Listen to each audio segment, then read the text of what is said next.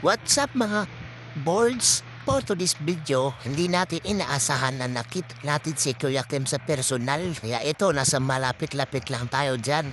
Dool-doolin natin si Kuya Kim dyan. Kaya ayan na, binidyohan na natin siya ng dool-dool. Okay mga boards, sa mga oras lang mga boards, kapapaliwanag siya dyan kung anong ipinapaliwanag niya. Ewan ko ba Kuya Kim dyan. Basta yung mga oras na to, umakyat na siya dyan. Lumapit, nilapitan pa niya si ate para explain sa dinadala niyang pera dyan. Kaya, eto tayo mga boards, tamang chill lang, tamang video lang tayo mga boards kung anong ginagawa ni Kuya Kim. Kaya, Kuya Kim, paliwanag mo na nga lang yan kung anong ginagawa mo dyan.